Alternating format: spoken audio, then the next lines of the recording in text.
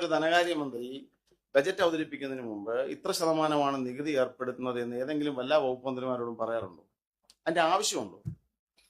അതെന്താ മനസ്സിലാക്കാത്തത്? പക്ഷെ ഞാനിതിന്റെ എക്സിക്യൂഷൻ സൈഡിലേക്ക് പറഞ്ഞു. അപ്പോൾ മാത്രമാണ് യഥാർത്ഥത്തിൽ അത്തരത്തിലൊരു വലിയ ചർച്ചയുടെ പ്രശ്നം. GST വകുപ്പിനെ സംബന്ധിച്ചും ധനവകുപ്പിനെ സംബന്ധിച്ചും വരുമാനം ലഭിക്കുന്ന കാര്യങ്ങളെ സംബന്ധിച്ച് കിടക്കുന്ന തീരുമാനം ഇത് തമ്മിൽ കൂട്ടിക്കെട്ടണ്ട. വിൽപ്പന എന്നത് തികച്ചും വ്യത്യസ്തമായ ഒരു കാര്യമാണ്. മറ്റേതൊരു ഫിനാൻഷ്യൽ ഡിസിഷനാണ്. അതും ഒരു പോളിസി ഡിസിഷൻ തമ്മിൽ കൂട്ടിക്കെട്ടണ്ട. അല്ല, ഞാൻ പറഞ്ഞല്ലോ, ഞാൻ വ്യക്തമാക്കി എന്നാണ് ഞാൻ കരുതുന്നത്. ഇതിൽ കൂടുതൽ അതിൽ വിശദീകരിക്കാൻ അർത്ഥമില്ല.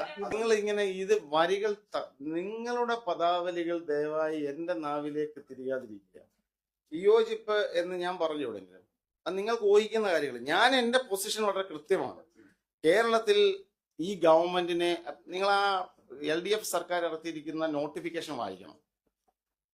On the basis of abkari policy 2022 we are issuing this notification എന്നാണ് 20 മുതലേ നോട്ടിഫിക്കേഷൻ പറയുന്നത്. എന്ന് പറഞ്ഞാൽ അവരുടെ പോളിസി എന്ന് പറഞ്ഞാൽ ലോ ആൽക്കോളിക് ബ്യൂറേസ് ഇൻട്രൊഡ്യൂസ് ചെയ്യാന്നുള്ളതായിരുന്നു. അതേ കാര്യം മെൻഷൻ ചെയ്തിട്ടാണ് ഹോർട്ടി ലിക്കറും ഹോർട്ടി വൈൻസും പറയുന്നത്. അപ്പൊ എക്സൈസ് വകുപ്പ് മന്ത്രി ഞാൻ പറയുന്നു, ഇവിടെ വിൽക്കണോ എന്നുള്ള തീരുമാനം കൃത്യമായി എന്തിന്റെ അടിസ്ഥാനത്തിലാണോ? അബ്കാരി പോളിസിയുടെ അടിസ്ഥാനത്തിലാണോ?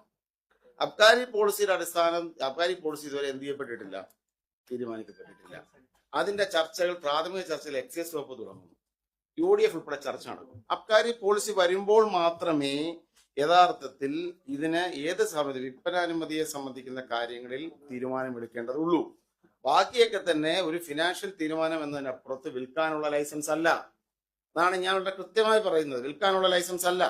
അബ്കാരി പോളിസി വരാതെ എക്സൈസ് മന്ത്രി എന്ന നിലയിൽ എന്റെ മുമ്പിൽ ഇത് വിൽക്കാനുള്ള ഒരു അപേക്ഷ വന്നാൽ അത് ഡിനേ ചെയ്യുക എന്നുള്ളതാണ് സ്വാഭാവികമായും. അല്ലാതെ അബ്കാരി പോളിസി വന്നിട്ടില്ല. അബ്കാരി പോളിസി വന്നിട്ടേ പറ്റുകയുള്ളൂ എന്നാണ് CM പ്രഖ്യാപിച്ചിരിക്കുന്നത്.